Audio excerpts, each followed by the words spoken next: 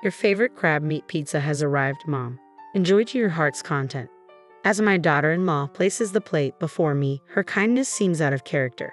I can't help but question this abrupt shift. It strikes me that my eldest child and his wife might be orchestrating some scheme, using food as their tool. Their history of hostility and past attempts to deceive me weigh heavily on my mind. The lavishness of this pizza only adds to my skepticism. Their sudden display of kindness feels more like a calculated move than genuine warmth. Trusting them blindly would be naive. It's clear they're plotting something.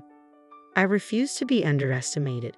I possess the capability to defend myself and reverse any situation if necessary. My name is Mary, a housewife in her 60s. Since my husband's passing years ago, I've lived alone. Initially, when my eldest child and their spouse proposed I move in with them, I declined. They were newlyweds, and I wanted them to relish that special phase. Nevertheless, they insisted on residing nearby out of concern for my well-being, a gesture for which I was genuinely appreciative. Their frequent visits, despite my reassurances that they needn't feel obligated, were a testament to their caring nature. My eldest child would often express worry, prompting me to relent and indulge their concern. Similarly, my daughter-in-law sought opportunities to foster a bond with me even when my eldest was occupied. I took pride in my child's choice of partner, believing her to be a person of integrity. However, I was oblivious to their ulterior motives at the time, a realization that now vexes me. Reflecting on those moments, I am irked by my own gullibility. Genuine kindness without hidden agendas is a rarity. I allowed myself to be swayed by their eloquent assurances, oblivious to the underlying truth. It wasn't until later that I uncovered their true intentions. One evening, they dropped by and ended up staying overnight, citing a lack of plans for the following day. Though I hesitated to encroach on their time as a couple, suggesting they return home since it was nearby, my daughter-in-law was insistent. "We're eager to strengthen our bond, so we'd like to stay," she asserted. Reluctantly, I acquiesced, offering them the guest room. This house, a creation of my late husband, holds many unused rooms since it's too large for just me. Despite its dustiness, my daughter-in-law graciously assisted in tidying up, showcasing her adeptness at housework and reinforcing my favorable opinion of her. In the quiet of night, I stirred, parched, and made my way to the kitchen. En route, I noticed the living room bathed in light. Intrigued, I peered in, finding them seated on the sofa engaged in conversation. Unable to resist the temptation, I surreptitiously listened in, inadvertently overhearing a dialogue between my eldest child and his wife. "I'm utterly drained," remarked the eldest child. "That old lady has us toiling like slaves, don't you agree?" "Just endure a little longer," the wife countered. "Once we secure Mom's inheritance, we're free." If her husband hadn't been a CEO, we wouldn't be in this predicament. It's astounding how easily she's deceived just because we're cordial to her. Mom's always been emotionally fragile. She'll likely bestow the inheritance upon us. I was dumbfounded by what I overheard. If their words held truth, then their kindness was merely a facade to lay claim to my late husband's estate. Had all their previous gestures been insincere? Every word they uttered to me were family bound to support each other, or so I thought. Why this fixation on the inheritance? I couldn't discern any financial troubles on his part, but perhaps he's entangled in dire straits unbeknownst to me. What drives them to such lengths for an inheritance? Is it solely for monetary gain? The behavior of the couple left me pondering, perplexed by their motives. I resolved to confront them about their recent conduct. Through inquiries within the neighborhood and among acquaintances, a startling revelation surfaced. Both of them were deeply entrenched in gambling, having accumulated an overwhelming debt far beyond their means to repay through conventional employment. It dawned on me why they were so desperate for the inheritance. My late husband had bequeathed a substantial portion to our eldest child, albeit less than what I received, yet still a sizable sum. They had recklessly squandered it, plunging into insurmountable debt. Their kindness, it seemed, was merely a guise to secure the inheritance from me. Following this discovery, I grew wary of their intentions.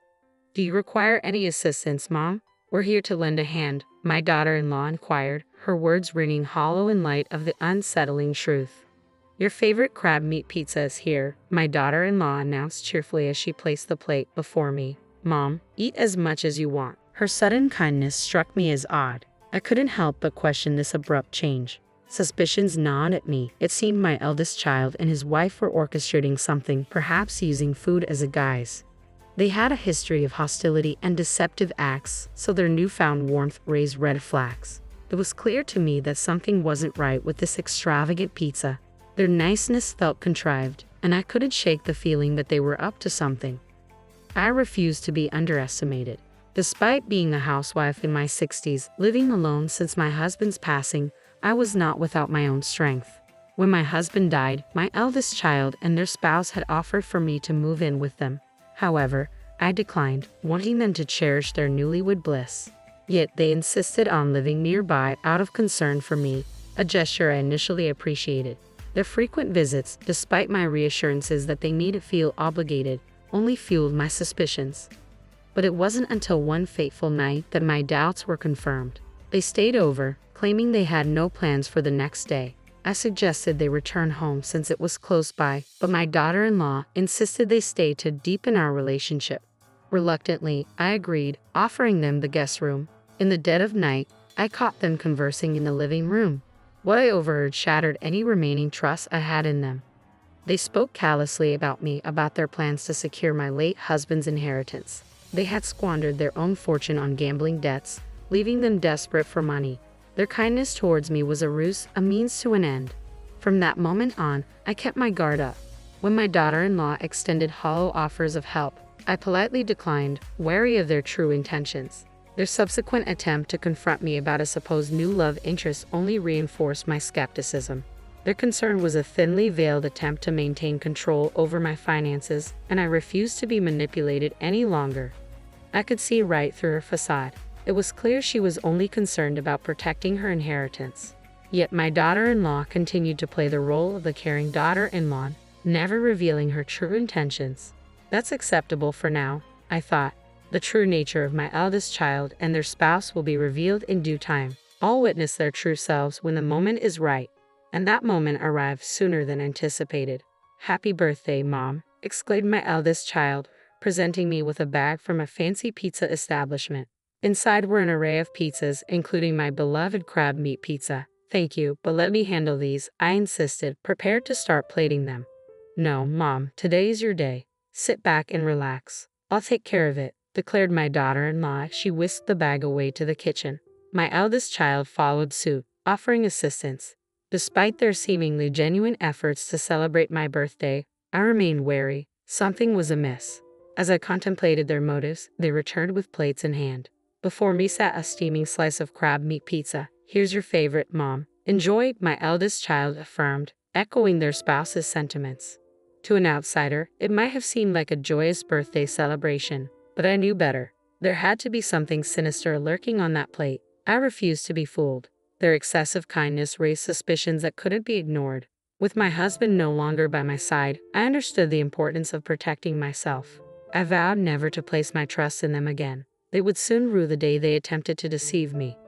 "Well, it certainly appears appetizing, but my tastes have evolved recently. I find myself drawn to the foie gras on your plate," I remarked, reaching for my eldest child's dish. They tried to intervene, but I feigned ignorance, questioning, "Is there a problem? You know, I've developed a newfound appreciation for foie gras. And if memory serves, you used to enjoy crab meat too, didn't you?"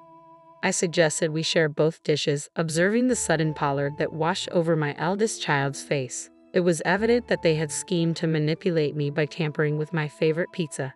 Their reluctance to indulge confirmed my suspicions. "But it looks so tantalizing. Won't you have a taste?" I prodded, watching as their facade crumbled under the weight of their deceit. With resolve, I reached for a slice of the crab meat pizza and offered it to my eldest child. Reluctantly, they took a bite, their expression tense, as if anticipating the aftermath. Daughter-in-law glanced at them, her concern evident in the pallor of their face. "You seem a bit off color. Perhaps the pizza didn't agree with you, Mom," she suggested, her voice tinged with apprehension. "Considering how your husband is feeling, maybe it's best to call it a night and prepare something different," she added, her panic palpable. Sensing daughter-in-law's desperation to end the meal, I countered, "But your son doesn't appear well either. It's safer for you to stay the night." Despite her attempts to deflect, insisting they leave, her words faltered, betraying her desire to depart. It was clear she was eager to make a swift exit. I always thought that for a couple attempting to deceive others, they're remarkably inept liars. They unravel at the slightest hint of unpredictability. I mused to myself as I observed my eldest child. Suddenly, something peculiar occurred. After a few moments, with a resounding thud, they collapsed to the ground. As I approached, I realized they were deeply asleep, likely drugged with a sleeping pill. Oh, couldn't keep your eyes open, could you? Must have been exhausted, I remarked, tilting my head in feigned innocence. Daughter-in-law's frustration boiled over. Enough. Why won't things go according to plan? Today was supposed to be crucial, she exclaimed, slapping my eldest child's cheek in a futile attempt to rouse them. But they remained unconscious, oblivious to her distress. I stood in stunned silence as daughter-in-law's facade crumbled before my eyes. Disregarding my presence, she began to confess. I had been pretending to be the dutiful daughter-in-law, all in hopes of securing the inheritance to clear our debts. Today was meant to be the final step. We planned to incapacitate you and steal your banking card. But nothing went as planned. It's your fault, she accused, her glare piercing. Their scheme to drug me and steal my banking card under the guise of a birthday celebration was truly deplorable. I couldn't stoop to their level, so I decided to confront them head-on. I've known all along that your kindness was just a front to get to my money. That's why I kept my distance and declined your offer of pizza, I revealed, watching as daughter-in-law's expression shifted from shock to disbelief. It was clear she had underestimated my awareness of their deceit. How foolish they must feel for thinking they could deceive me so easily. Sorry to burst your bubble, but I'm not as naive as you both seem to think, I continued, a hint of scorn in my voice. Your sudden displays of kindness always struck me as suspicious, and I even overheard your conversation about the inheritance when I stayed over, discussing your plans in the target's own home. That's just plain foolish. Don't label us as fools. We've been doing our best, daughter-in-law retorted defensively. If this is your best effort, then it's no wonder you're drowning in debt, I countered sharply, watching as daughter-in-law's expression shifted with discomfort at the mention of the word debt. And you know about the debt too. How much do you know? It was evident that daughter-in-law hadn't anticipated my knowledge of their financial woes. Her anxiety was palpable at the mention of their debt. I did some digging and discovered the extent of your gambling debts. It was quite a shock to find out. You've managed to accumulate quite a substantial debt, I stated matter-of-factly, noting the growing pallor of daughter-in-law's face. She must have realized there was no escaping the truth. Mom, I'm truly sorry. Please forgive us. We're struggling to make ends meet. Can you lend us some money? We'll repay you, daughter-in-law pleaded earnestly, her once confident demeanor now replaced with desperation. Even in her distress, she continued to seek financial assistance. It was disheartening to realize that, to her, I was merely seen as a convenient source of support. I'm sorry, but I won't be giving you a single cent. I can't trust individuals like you to fulfill your promises, I responded firmly, refusing to yield to her pleas. You need to take responsibility for your actions. Daughter-in-law's demeanor shifted to one of resignation at my words. Though visibly disheartened, she seemed to comprehend my unwavering stance and refrained from asking for money again. Following that confrontation, my interactions with my eldest son and daughter-in-law gradually waned. They ceased visiting, barely maintaining any communication.